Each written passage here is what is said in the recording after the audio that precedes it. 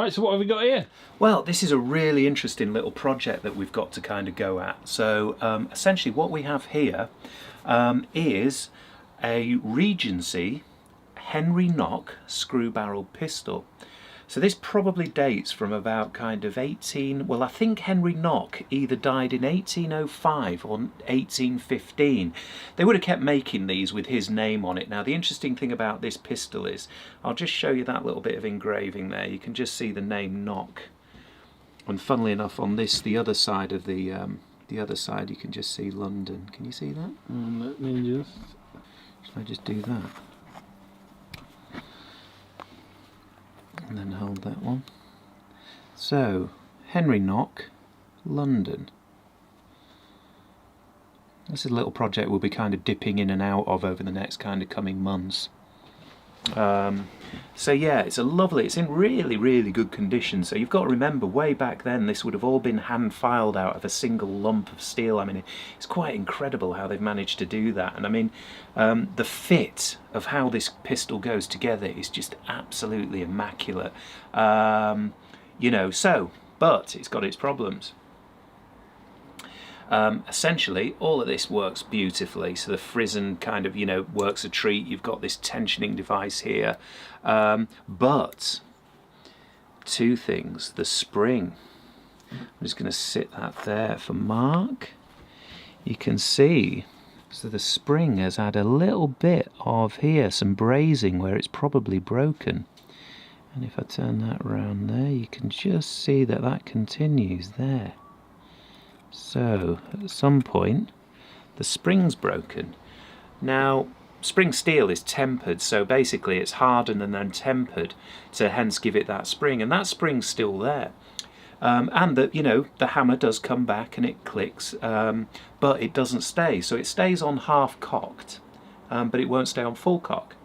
And what I think is possibly the temper, when they've brazed this little piece up, the temper's been ruined in the spring. So, also, because this is like a, you know, nearly 200-year-old pistol now, or somewhere approaching that, the sear just in here, this sear here, which catches against the hammer, so the hammer sits over the top of that nut, and you can see the knocks in there.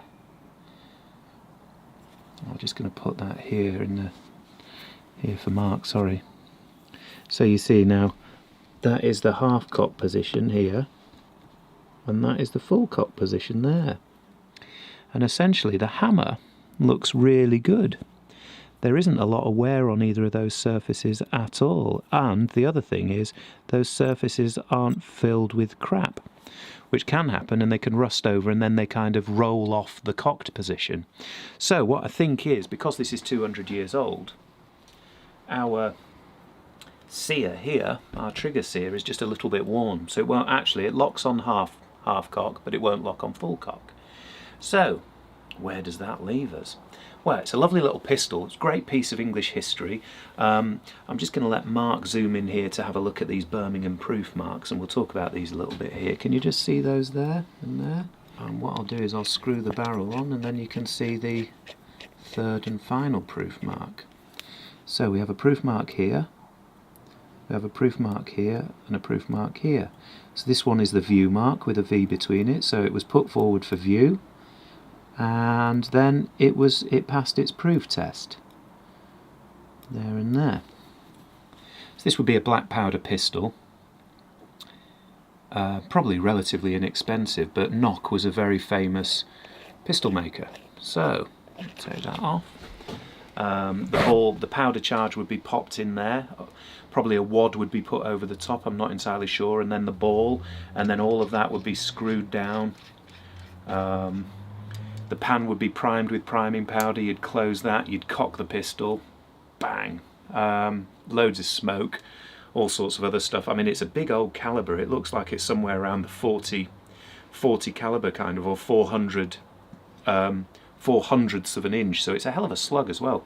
By modern standards it's probably not that powerful, but still it's a piece of history. So what are we going to do with it? Well, we've been having conversations with a gentleman called Tim Owen, who is a hand engraver, and he is going to have a look at the spring and the sear positions for us and just do a little bit of work on this. He's probably going to do that off camera, but what he has said to us is that he would like, he's allowed. So what Tim has said to us is that once he's done the work on the pistol, we'd be welcome to go down, see him in his workshop, discuss this pistol with him and a few other little bits and pieces we've been kind of working on. I mean, he's an absolute craftsman, but a master craftsman, so his forte is hand engraving pistols of this, or firearms specifically, but engraving in general, pistols from this kind of period and before. So it'll be really interesting talking to him, and I'm sure everyone out there will be really interested in what he's got to say. That isn't going to be happening anytime soon, but it's something we're going to kind of dip in and out of as we kind of continue to produce you videos. So hopefully this is going to be a really interesting little project. So this is the first part of it, and it won't be kind of, unfortunately, you know, when we're getting a gentleman to kind of make us a spring for a 200-year-old pistol, that isn't something we can just go down the local shops and kind of do in an afternoon. So, yeah. And what are you going to do on it? Well, my point is these pistols are kind of, they're special. This is a Henry Nock. You've seen the engraving. I think what we're going to do is, because I think that this would work. I mean, there's a split here. I mean, it is 200 years old. Let's not forget that. There's a split here. You know, this is rough around this edge. Just on the whole, it's scrappy. I mean, it is original, so we're gonna keep. Whoa, wasp! It is original, so we're going to kind of, you know, we are going to keep this, and it will always go with the gun. But I think what we might try and do is remodel a grip. So that'll be our part of it, and Tim's part of it will be looking and possibly, I mean, he said to us that he might need to remake this spring, he might not. The other thing he might do is look at the sear here and see what can be done with that. And essentially what we'd like to do is we're doing a renovation on this, a gentle renovation. So there you go. Now, for all you people out there who kind of are going, oh my God, it's a gun. Well, it is a gun, but in the UK, this is classified as Section 58 firearm. So essentially, it's completely legal to own one of these and have it for display and curio purposes. And that's what we're doing. We're just going to put a little bit of money in it to kind of bring it back into a better condition than it is now. What are you going to make the new handle out of? Well, I mean, I was going to do it out of a piece of ironwood or a piece of ebony, which I've got tucked away over there. But we might... Tim knows all sorts about these pistols. He actually knows how these pistols came when you actually first bought them. Now, he's got one as well, and I think his is complete with all the tools. So we'll be able to see kind of, you know, exactly what, you know, how this pistol came to you when you actually walked into that shop 200 years ago to kind of purchase this pistol, how it came to you. I mean, Henry Nock is famous for making that kind of volley gun, his famous volley gun, which people who watch Sharp, Sean Bean Sharp, will know the Irish character in there who's Sean Bean's friend with the curly dark hair, has a gun with multiple barrels. Well, that is what Henry Nock is famous for, and that's what makes this pistol really, really interesting. It is a Henry Nock pistol, Henry Nock of London. However, this is a Birmingham proof marks. So how does that work? Well, you know, they weren't so much different from we are now, and what I kind of believe is that this pistol would have been bought from the Birmingham trade and taken down to London. It's already been proofed as a pistol. It would have probably then been engraved by Henry Nock's engraver. I mean, this engraving is incredibly basic, but still, it's in its own right, it fits the pistol. And then he would have sold it as a Henry Nock pistol. However, he never made it. But who cares about details like that? It's still a Henry Nock pistol, and it'll be an exciting project to get our teeth into. Something a bit different from Dirty Shed Creations. The best of YouTube. Next step is...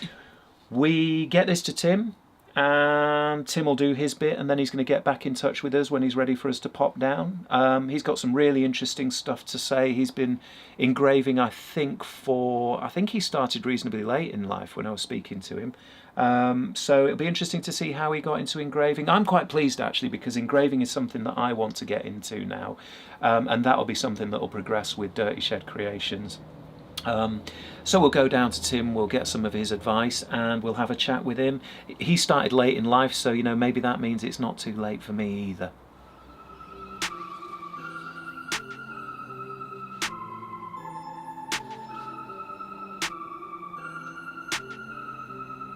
So I stand corrected. Sorry, the piece that I've got is from a company that's now out of business. So essentially, what this is Blackwood PS.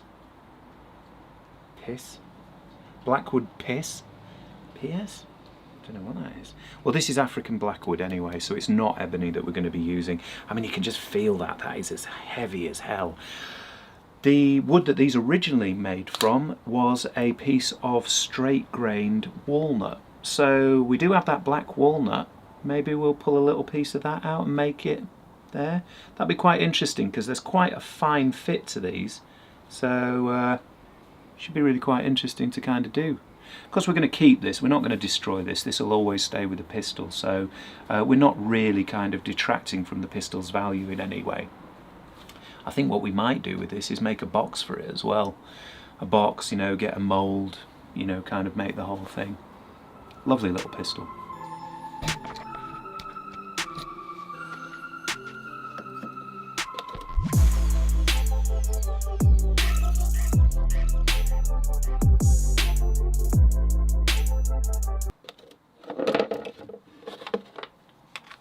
Stuff that looks like balls.